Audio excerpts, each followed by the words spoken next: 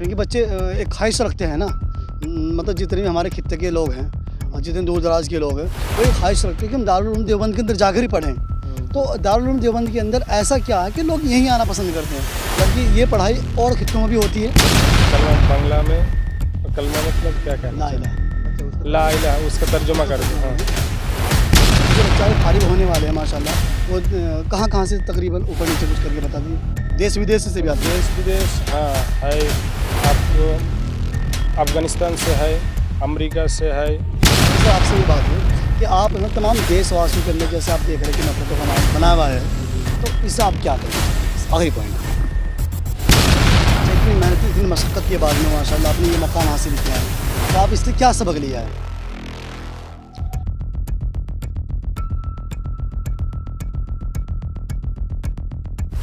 लेकिन कई साल इंतज़ार करके और बड़ी मेहनत मशक्क़त के बाद आप इस मकाम तक पहुँचे हैं, तो इस मकाम पर पहुँचने के बाद को आप कैसा महसूस कर रहे हैं?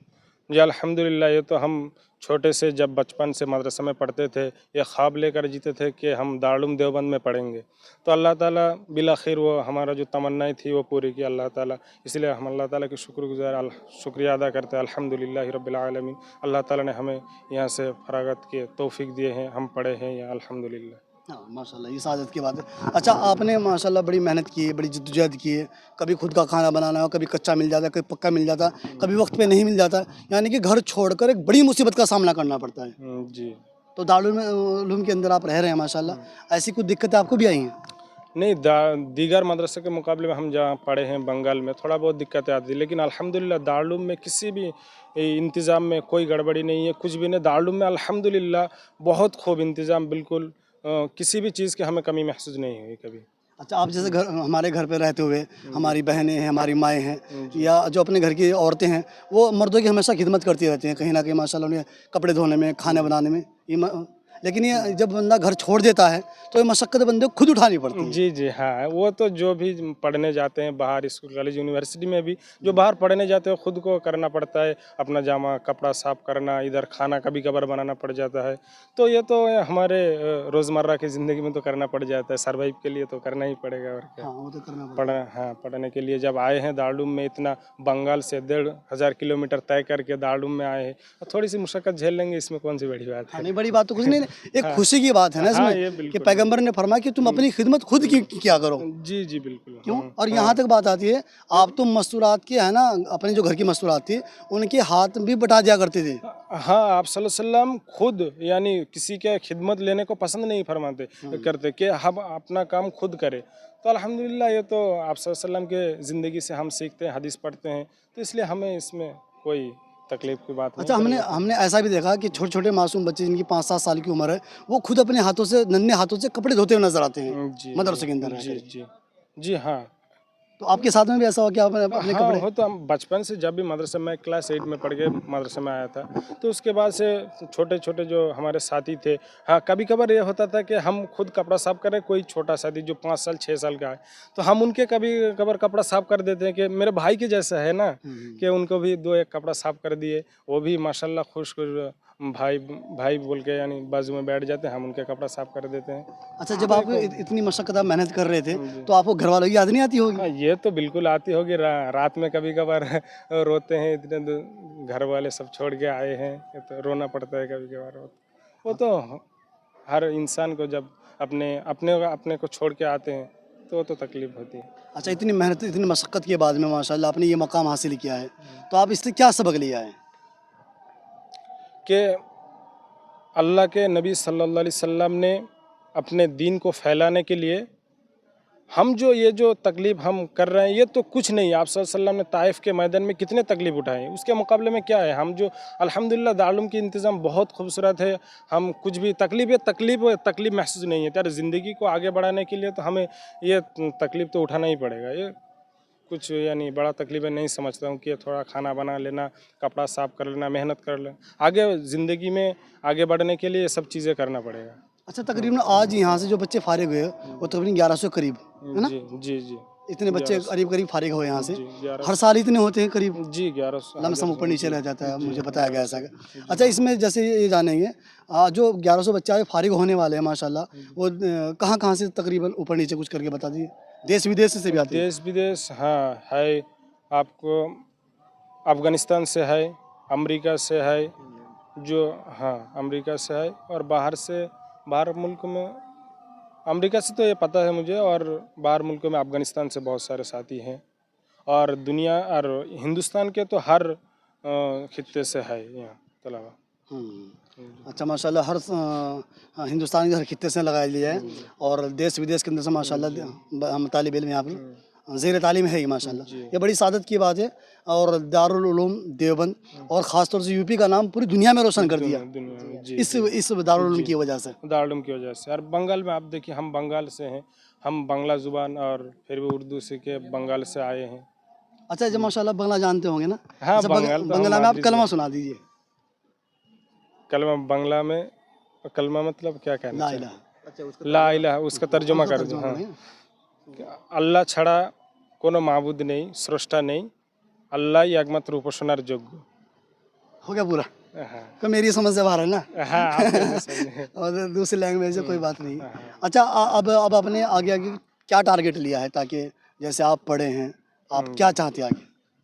अब पढ़ाई मतलब अब तो सिर्फ कंप्लीट हुआ है, इसके बाद भी पढ़ना है, आगे जाके हम कौम की खिदमत, मिल्लत की खिदमत के लिए आगे काम अंजाम देंगे। अल्लाह ताला जो हमसे करा लेंगे, हम तो लायक क्या है, अल्लाह ताला जो हमसे काम ले ले वही।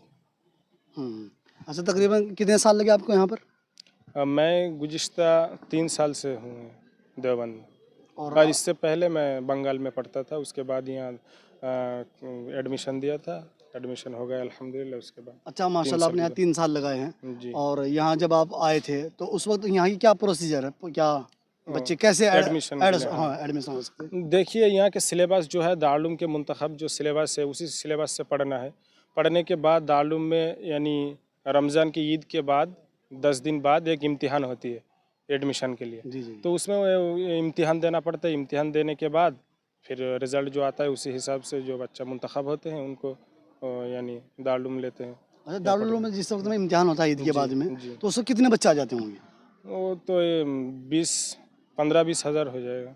और यहाँ पर जो मतलब इंतज़ाम, वो कितने बच्चों का होगा तकरीबन? इंतज़ाम तो और 2.5-3-5 हज़ार के करीब करीब हो जाएगा। हाँ, अच्छा, 5,000 बच्चों का 5,000। यहाँ पर हाँ, इंतज़ाम है। इंतज़ाम मतलब देखिए कि जो दाखिला लेते हैं पहले से, मतलब दाखिला है, और कुछ दाखिला इस साल लेंगे, जी जी। तो इसी हिसाब से कुल मिला के आपको 6,000 के करीब है। लेकिन जो दाखिला लेते हैं हर साल, इसी हिसाब से हर साल 2,500-3 हज़ार दाखिला लेते हैं। अच्छा, रहते हैं यार बच्चे। मतलब हाँ, ये 1,000 इस साल जो दौरे से फारिग हुए, जी जी। और फिर इफ्ता से फारिग होंगे, तखस्सुस फिल इफ्ता और तफसीर से फारिग होंगे। इसी हिसाब से जो वो इंतज़ाम के हिसाब से तय तो करते उसी हैं। एतबार से यहाँ पर माशाल्लाह, क्योंकि बच्चे एक ख्वाहिश रखते हैं ना, मतलब जितने भी हमारे खित्ते के लोग हैं और जितने दूर दराज के लोग हैं, वो एक ख्वाहिश रखते हैं कि हम दारुल उलूम देवबंद के अंदर जाकर ही पढ़ें। तो दारुल उलूम देवबंद के अंदर ऐसा क्या है कि लोग यहीं आना पसंद करते हैं, जबकि ये पढ़ाई और खित्तों में भी होती है? नहीं, देखिए, दारुल जितने भी खित्ते हैं सब दारुल के नक्शे कदम पर चलते हैं, पहली बात। दूसरी बात ये है कि आप सल्लल्लाहु अलैहि वसल्लम का आप जानते होंगे कि ये जो मदरसा की बुनियाद रखी गई, ये आप सल्लल्लाहु अलैहि वसल्लम के ख्वाब के वो तामीर है कि आप सल्लल्लाहु अलैहि वसल्लम के ख्वाब में देखे थे, उसी जगह जहाँ पर आप सल्लल्लाहु अलैहि वसल्लम ने ख्वाब में वो हाँ दिखाए थे, जहाँ मदरसा कायम बनाना है, बुनियाद रखना है, तो उसी जगह पर आप सल्लल्लाहु अलैहि वसल्लम के ख्वाब के तामीर है गोया। हाँ, तो उसी जगह पर बने हैं, और इसी के नहज पर सब पूरे मदरसा चलते हैं, जितने भी कौमी मदरसे हैं इसी के नहज पर चलते हैं। तो इसीलिए हर के एक ख्वाहिश रखते हैं कि दारुल में जाए, दारुल में पढ़े। चलिए माशाल्लाह। अच्छा, मिलके कैसा लगा? जी अल्हम्दुलिल्लाह, बहुत खबर। क्या मतलब चेहरे के अंदर मुस्कान रहनी चाहिए, आपस में इत्तेहाद प्यार मोहब्बत रहना चाहिए। अच्छा, एक आखिरी पैगाम, बस आखिरी बात आप तमाम लोगों से है, स्पेशल आपसे ये बात है कि आप ना तमाम देशवासियों के अंदर जैसे आप देख रहे हैं कि नफरतों का माहौल बना हुआ है, जी तो इससे आप क्या कहना चाहेंगे? बस आखिरी पॉइंट। कहना चाहूँगा कि नफ़रत को भूलना चाहिए, इसलिए कि नफ़रत कभी तो आदमी को सुधर नहीं सकती। नफ़रत हर वक्त बिगड़ता ही रहेगा, और इसको अगर अपनाएंगे तो अपना अंदर भी अंदर को भी खोखला कर देगा और बाहर को भी खोखला कर देगा। इसलिए नफ़रत से जितना दूर हो सके दूर रहना चाहिए, क्योंकि जो लोग नफ़रत फैलाना चाहते हैं वो तो फैलाते रहेंगे। और अल्लाह ने हमें अकल दिया है, उस अकल से सोचकर नफ़रत से कम अपने आप को दूर रखना चाहिए। और जो नहीं समझता है उसको थोड़ा बहुत समझाना है कि भाई देखो, नफ़रत से आज तक कोई नहीं जीता, आज नफ़रत सबको ख़त्म कर चुका है। अच्छा, आपका आखिरी कहने का लफ्ज़ ये है आपका कि अगर हम नफ़रत ही करते रहेंगे एक दूसरे के साथ में, एक दूसरे से नफ़रत बढ़ती रहेगी, यानी कि देश को अंदर और बाहर से दोनों से खोखला हो जाएगा। दोनों से हो क्यों जी? हाँ जी बिल्कुल बिल्कुल। हमारे इससे क्या फ़ायदा, कुछ फ़ायदा नहीं है। हम सिर्फ आपस में अगर लड़ते रहें तो देश मुल्क आगे कैसे तरक्की करेगा, ये हमको समझना चाहिए। कुछ जो लोग नफ़रत फैलाना चाहते हैं उनका रोज़ी रोटी उससे चलता है, तो वो लोग नफ़रत फैलाते रहेंगे। लेकिन अक्लमंद लोग वही हैं जो आपस में मुत्तहिद रहकर आपस में भाईचारगी के साथ रहे। चलिए माशाल्लाह, बहुत बहुत शुक्रिया। जी जज़ाकल्लाह। अस्सलाम वालेकुम। वालेकुम अस्सलाम व रहमतुल्लाहि व बरकातहू।